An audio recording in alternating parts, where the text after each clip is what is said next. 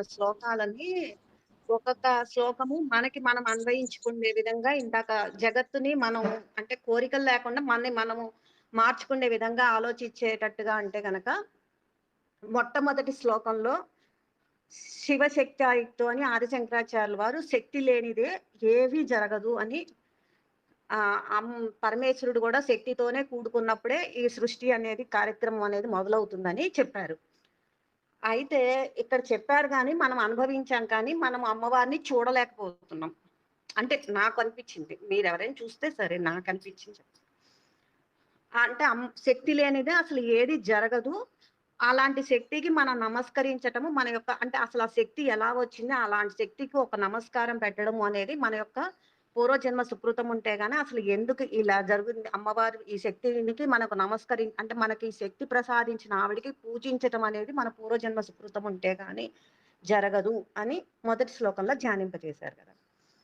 ఆ అమ్మవారి శక్తి కూడా కాదు. అమ్మవారి పాదం యొక్క రేణువు నుంచే ఈ శక్తి అనేది ఉద్భవించింది అని రెండో శ్లోకంలో ఈ సృష్టి స్థితి లయలు అమ్మవారే కాదు అమ్మవారి పాద రేణువే చేసేస్తున్నది. ఆ మూడిటిని ఈ బ్రహ్మ, విష్ణు, మహేశ్వరులు ముగ్గురు ఈ కార్యక్రమాలని నిర్విఘ్నంగా చేస్తూ ఎల్లప్పుడూ ఉన్నారనేది రెండో శ్లోకంలో ధ్యానింపచేశారు. అయితే ఇక్కడ కూడా మనము ధ్యానం చేస్తున్నాం గానీ, అది స్పష్టంగా అమ్మవారిని పట్టుకోలేకపోతున్నామని భావిస్తున్నాను నేనిక్కడ. అంటే భావన ఉన్నది గానీ, నేను అమ్మవారిని చూడలేకపోతున్నాను. ఏదో వెలితి నాకు. అలా అని సరే అని మూడో శ్లోకం చదువుతుంటే, ఇది మనం అవిద్య పోతుంది. అంటే జ్ఞానం వస్తుంది. అంటే ఇప్పుడు అమ్మవారు ఒక అవిద్య అంటే మనది ఏది మాట్లాడినా, ఏది చేసినా మనమే చేశామనే అజ్ఞానం పోయి, ఏది చేసినా అమ్మే చేస్తున్నది అన్న ఒక ఈ సృష్టి, స్థితి, లయలు ఏది చేస్తున్నా అమ్మవారి పాదరేణువు నుంచే ఉద్భవిస్తున్నాయి కాబట్టి, ఇదంతా కూడా అమ్మవారే అన్న శ్లోకాన్ని ఇక్కడ ధ్యానింపజేశారు. ఈ శ్లోకాన్ని నేను ధ్యానింపజేసుకున్నా ఇంకా ఏదో వెళ్తే ఇంకా ఏదో అమ్మవారికి కనపడలేదని. అని మళ్ళీ ఇది ధ్యానించేశా. తదన్య పాణిభ్య ఎందుకు నాకు ఈ గోలంతా ఎందుకు అమ్మవారి పాదాలు పట్టుకుంటే చాలు అని శరణ్యం అంటే చాలు. ఇంకా ఏమీ పర్వాలేదు అన్నట్టుగా త్వదన్య పాణిభ్యాం అభయ వరదో దైవతగా ఇంకా అభయం లేదు, వరద లేదు, ఏ భయాలు లేకుండా అమ్మవారి పాదాలే నాకు శరణ్యం అని ఇంకా ఆవిడకి సరెండర్ అయిపోయాను. సరెండర్ అయిపోయినా కూడా ఇంకా మనలో కొంచెం ఏదో తెలియని అసంతృప్తి. అంటే నిజంగానే అయిపోయామా? లేదా? ఏంటా? అని. అలా అనుకోని నేను మళ్ళీ అంటాను సర్లే ముందు సరెండర్ అయిపోయా అంటే ముందు ఆవిడ గొప్పదనం తెలుసుకుందామని ఆరాధనించి అసలు ఆవిడ దగ్గర నుంచి ఫలితాలు పొందిన వాళ్ళలో గొప్పవాళ్ళు ఎవరా అని అరిస్త్వాం ఆరాధ్య అని ఆ విష్ణుమూర్తి అమ్మవారిలాగా మారిపోయి ఆ పరమేశ్వరుడిని మోసపెట్టాడు అన్న విషయాన్ని తెలుసుకున్నాం. తెలుసుకొని ఏదో ఆయనకైతే జరిగిద్ది కానీ మనకేమన్నా అలా జరుగుతుందా అని అనుమానం. ఫస్ట్ మన మైండ్‌కి. అనిపించి సరే అంటే కనపడే ఆయనకే కాదు కనపడిన ఆయన కూడా చాలా గొప్పగా అనుభవించాడని నెక్స్ట్ మన ధను పుష్పం మోరి మన్మధుడి యొక్క విజయాలకి అమ్మవారి యొక్క కంటి చూపే కారణమని తెలుసుకున్నాం. కానీ ఇంకా ఎక్కడో వెళ్తి ఇంకా ఏదో కావాలి అని సరే ఇలాంటి అమ్మవారు ఎక్కడుందా అంటే అమ్మవారు అంకుశం పాశం అవన్నీ ధరించి కణత్ కాంచీదామ అంటే బంగారు ఇది పెట్టుకుందా అనుకున్నాం. కానీ సర్లే కథలన్నీ కంచికే కాబట్టి అమ్మవారే కంచి అమ్మవారే అని దర్శింపజేసుకొని ఏదో కొంచెం తృప్తి పడ్డా ఇంకా ఏదో వెళ్తే అప్పుడు వెళ్తే అమ్మవారి నివాసం సుధా సింధోర్ మధ్య అని అమ్మవారి నివాసం అక్కడ ఉందంటే అక్కడెక్కడో ఉన్న ఆవిడ నా దగ్గర దాకా ఎక్కడొస్తుంది అని ఒక భావన. ఆ భావనతో మళ్ళీ చదువుతుంటే మహిమూలాధారే దగ్గరికి వచ్చేసరికి అమ్మవారు ఎక్కడో లేదు మీ లోపలే అంటే అందరిలో మనలోనే ఉంది అమ్మవారు చక్రాల రూపంలో మూలాధార చక్రం అని స్వాధిష్టాన చక్రం అని ఇవన్నీ ఉన్నాయి మనలోనే అని మేమే డాక్టర్లంగా మాకు తెలియదు. అది సైంటిఫిక్ గా తెలుసుకోవాలా లేకపోతే శాస్త్రీయంగా తెలుసుకోవాలా అంటే మళ్ళీ అదొక పెద్ద కన్ఫ్యూజన్. ఇంకా అలా అనుకొని సుధాధారా సారే అంటే సరే ఈ సహస్రారంలో ఉన్న అమ్మవారే ఈ నాలో ఉన్న ఈ 72 నాడుల్ని తడుపుతున్నది. ఈ రసధారం జరుగుండబట్టే నేను ఈ ప్రాణంతో ఇలా జీవిస్తున్నానని అంటే ఇలా ఉన్నానన్న ఫీల్ అయ్యాను కానీ ఇంకా తృప్తి కలగల. ఇంకా ఏదో తెలియాలి. అయితే శ్రీచక్ర రూపంలో ఉన్న చతుర్భి శ్రీకంఠై శివయువతిభి పంచవిరపి అంటే అమ్మవారి మనలో త్రికోణాకారంలో పైనుంచి అంటే కిందది 3 భాగాలు మన శరీరాన్ని చేసుకుంటే గనక కింద నుంచి పైకి ఒక త్రికోణం, కింద నుంచి పైనుంచి కిందకో త్రికోణం ఉంటే, ఆ 2 ఒకటి శక్తి కోణం, ఒకటి శివుడి కోణం అదే అని అనుకున్నాం కానీ ఇంకా ఏదో క్లారిటీ రాలా. మళ్ళీ అందులో శ్రీచక్రంలో మన లోపల చూసుకుంటున్నాం. బాహ్యంగా గూడా పూజిస్తున్నాం. 2 చేస్తున్నాం. కానీ బాహ్యంలో, అంతరంలో ఉన్నప్పుడు శ్రీచక్ర రూప దీప్తి చూస్తున్నాము. తర్వాత నరం వర్షియాసం అంటే అసలు అమ్మవారి శక్తి తెలుసుకోవడానికని ఆత్మ శక్తి ఏంటి అసలా అని మనం వాటెంబడి పడుతున్నామని తెలుసుకున్నాము. తర్వాత కిరణ్ చక్రంలో అంటే ఇదంతా గూడా హ్మ్. ఒక కాంతి మార్గంతో మన శరీరము నడుస్తున్నది. అంటే లోపల అంతర్గతంగా ఒక కాంతి మార్గం అనేది లోపల ఒక ఉన్నది అని భావ్యం అంటే ఇది చదివిన తర్వాత కొంత ఏదో మన లోపల ఒక కాంతి అనేది, ఒక శక్తి అనేది ఉన్నది. అది కాంతి మార్గంలో ఉన్నది అని అనిపించింది. ఇందులో మీకు ఎవరికైనా డౌట్లుంటే చెప్పండి. అర్థమైందా నేనేమన్నా చెప్పింది? హలో! అర్థమవుతుందండి. సబ్జెక్ట్‌లో మళ్ళీ ఏం డీవియేషన్స్ లేదు. అర్థమైంది గదండీ! ఆ! ఆ! చెం కంటిన్యూ చెయ్యి ఇప్ కపిల, అర్థమవుతుంది ఆ! నాన్న. ఓకే. ఓకే. ఇప్పుడు అసలు అమ్మవారిని ఇలా కాదని ఆదిశంకరాచార్యుల వారు అమ్మవారు మనలో ఉన్నది. ఏ రూపేణ ఉన్నది అంటే వాక్ రూపేణ ఉన్నది. అదే సరస్వతి. ఇప్పుడు అందరం మాట్లాడుతున్నామంటే ఆ శక్తి వాక్కులో ఉన్నది ఎవరు? సరస్వతీదేవి. అక్కడ జోష్నా శుద్ధం. ఆ వాక్కు అనేది ఎలా ఉండాలి అంటే మధు, క్షీర, ద్రాక్ష. మధు అంటే తేనెలొలికేటుండాలి. స్వచ్ఛంగా ఉండాలి. అంటే ఆ వాక్యంలో ఎటువంటి కల్మషాలు ఉండకూడదు. ఆ పదాల్లో మనం వాడినప్పుడు. ఒకళ్ళ మీద అంటే ఈర్ష్య, అసూయ, ద్వేషాలు అవేమి లేకుండా స్వచ్ఛత ఉండాలి. అది కూడా చక్కగా ఉండాలి. చక్కదనం అంటే మధు, క్షీర, ద్రాక్ష. ఆ 3 ఉండేటట్టు ఉన్న వాక్కుని అమ్మవారు ఇస్తుంది. ఎప్పుడిస్తుంది? జోష్నా శుద్ధాం శశియుత జటాజూట మకుటాం వరత్రా సత్రాణ స్ఫటిక ఘటికా పుస్తకతరాం. ఎప్పుడైతే అమ్మవారి చేతుల్లో ఒక పుస్తకము, ఒక స్ఫటికమాల పట్టుకొని అభయముద్రని, వరదముద్రని అంటే ఇంకా అభయముద్ర, వరదముద్ర ఇస్తే నాకు ఇంక భయం లేదు. ఓకే. ఆ సరస్వతీదేవి నాలో నుంచి పలికిస్తుంది అని ఒక భావన చేసి కనుక పలికితే అలాంటి వాళ్ళకి సక్రం నత్వా కథమిపి సతాం సన్నిధదతే. ఇంకా ఎందుకు మాటలు చక్కగా రావు. పాలు, తేనె, మధు, ద్రాక్ష కలిపినట్టుగా చక్కనైనా చిక్కనైనా తీయనైన మాటలు ఎందుకు రావు తల్లి అని ఇక్కడ శంకరాచార్యుల వారు మనకి వాక్కు రూపంలో అమ్మవారిని దర్శింపజేశారు. ఆ వాక్కు ఎలా ఉండాలంటే స్వచ్ఛతమైన తెల్లని రూపమైన శారదాదేవిని దర్శింపజేశారు.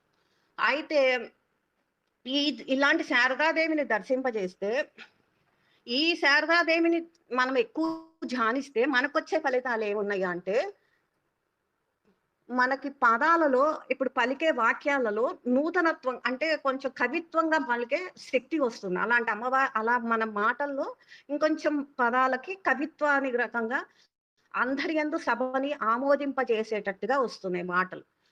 ఎలాంటి తల్లిని పూజిస్తే వస్తాయి? కవీంద్రాణాం చేత కమల వన బాలాతపరుచిం. ఎవరైతే తమ మనసుల్లో ఈ అమ్మవారిని అప్పుడే ఉదయించే సూర్యకిరణాల వలె, లేత కిరణాల వలె ఎవరైతే ధ్యానిస్తారో భజంటే ఏ సంతహ అంటే మునులు ఎవరైతే మునులు అంటే ఎవరం కాదు, మనమే మంచి మనసుతో ఆ మంచి మనసుతో ఎవరమైతే ధ్యానిస్తామో కతిచిత అంటే అమ్మవారు ఎర్రటి రూపంలో ఉన్నది అని భావిస్తే సరస్వతీదేవి బ్రహ్మతో కలిసి అంటే సరస్వతీదేవి అంటే వాక్ రూపేణ బ్రహ్మతో కలిసి వస్తున్నది అంటే ఏంటి? బ్రహ్మదేవుడు ప్రేయసి అన్నప్పుడు ఇద్దరు కలిసి వస్తున్నట్టే కదా. అంటే అప్పుడు ఏంటి? బ్రహ్మ అంటే క్రియేటివిటీ, విధాత అంటే క్రియేటివిటీ కదా. కాబట్టి ఆ విధాత అనేది ఆ క్రియేటివిటీ అనేది మనకి ఖచ్చితంగా వస్తుంది. గబీబా బీర్బాగ్బీర్ ఆ క్రియేటివిటీ ఎలా ఉంటుందంటే విదతతి సతాం రంజనమమి. మనం ఎప్పుడు మాట్లాడినా అందరూ మెచ్చుకుండేటట్టుగా అలాంటి పదాలు ఈ శారదా రూపంలో, అరుణ రూపంలో ఉన్న అంటే ఎర్రటి రూపంలో ఉన్న తల్లిని ధ్యానిస్తే వస్తాయి అని ఇక్కడ మనలో ఉన్న వాక్కుని ఆ వాక్కు మాట్లాడే విధానాన్ని చూపిస్తుంది. ఆ వాక్కు ఎవరైతే ఇచ్చారో ఆ తల్లిని కనుక మనం తలుచుకొని మాట్లాడితే మన వాక్కులకి ఎప్పుడు అందరూ ఆమోద ముద్ర పొందేటట్టు ఉంటాయి అన్నారు. అందరూ ఆమోద ముద్రే కాదు. ఆ తర్వాత ఏం చెప్పారు? సవిత్రీ భీర్మాచాం శశిమణి శిలాభంగ రుచివేర్ వసిన్యాదావిస్వాం సహజనని సంచింతయతిహ. ఎవరైతే మనసులో అమ్మవారిని ఈ వాక్కంతా నాది కాదు, వసిన్యాది దేవతలు ఇస్తున్నారు, ఈ వాక్కు వసిన్యాది దేవతలు గంధాకర్షిణి, రసాకర్షిణి ఇవన్నీ ఉన్నాయి అన్నారు. ప్రతి వాక్కుకి ఏదైనా సరే 4 ద్వారాలు ఉంటాయంట. ఏంటంటే మొట్టమొదటగా స్పర్శాకర్షిణి. అంటే ఏంటి, మనం ఏదైనా మాట్లాడితే ముందు ఆ వాక్కుకి స్పర్శ ఉంటుందా అంటే మన చెవిని తాకితేనే మనం మళ్ళీ రెస్పాండ్ అవుతాం. కాబట్టి స్పర్శ ఉన్నట్టా లేదా వాక్కుకి? ఒక వాక్కుకి స్పర్శ ఉంది, స్పర్శాకర్షిణి. తర్వాత అదే వాక్కుకి ఒక రసాకర్షిణి అంటే రూపం ఉండాలి. ఇప్పుడు మనం ఏదన్నా ఒక పదం చెప్పామనుకోండి, ఆ పదానికి మనం మైండ్ లోకి వెంటనే ఒక రూపం వస్తుంది.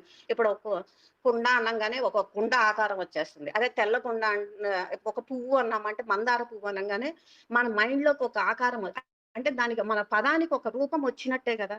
అంటే ప్రతి పదానికి ఒక ఫస్ట్ స్పర్శాకర్షిణి ఉన్నట్టు, తర్వాత రూపాకర్షిణి వచ్చు, రసాకర్షిణి అంటే ఆ పదాన్ని చూసి మనం ఇప్పుడు అమ్మ అన్నాం అనుకోండి, ఫస్ట్ మన అమ్మ గుర్తొస్తుంది. అదే జగదంబ అన్నాం అనుకోండి, అందరినీ కన్నా తల్లి అయిన పరమేశ్వరి అనుకుంటాం.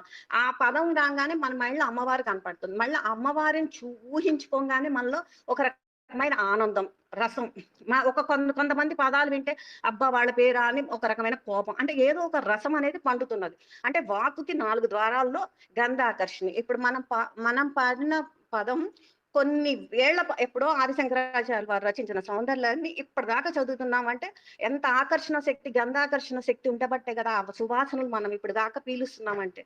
అంటే ప్రతి పదానికి ఒక 4 ద్వారాలు అనేవి ఉన్నాయి. ఆ 4 ద్వారాల్లో ప్రవేశించినప్పుడు ఆ 4 ద్వారాలని పట్టుకోగలిగితే ఆ వాక్కులో ప్రతి వాక్కైనా ఎందులోంచి రావాలి, అక్షరాల్లోంచి రావాలి. అవి ఆ అక్షర రూపమే వసిన్యాది దేవతలు. ఈ వసిన్యాది దేవతల్లో 8 మంది ఉన్నారు. వసిన్యాది దేవతలు అన్నారు. ఎవరెవరు? వసిని, కామేశ్వరి, మోదిని, విమల, అరుణ, జైని, సర్వేశ్వరి, కౌలి. అసలు మనం మాట్లాడేదానికి ఒక మార్గం ఉండాలి, ఒక రుజు మార్గం ఉండాలి. అంటే కౌలిని ఒక మార్గం ఉండాలి. ఆ మాట్లాడే పదాలలో ఆ ఇష్టత ఉండాలి. కామేశ్వరి ఇష్టత ఉండాలి. అది విమల అంటే స్వచ్ఛత ఉండాలి. అవి మోదిని అందరికీ ఆమోదయమయంగా ఉండాలి. మనకి ఆనందం కలగాలి, మనం మాట్లాడిన మాట విన్న వాళ్ళకు కూడా ఆనందం కలగాలి. ప్లస్ అరుణి క్రియేటివిటీ, రెడ్ అంటే క్రియేటివిటీగా ఉండగలగాలి.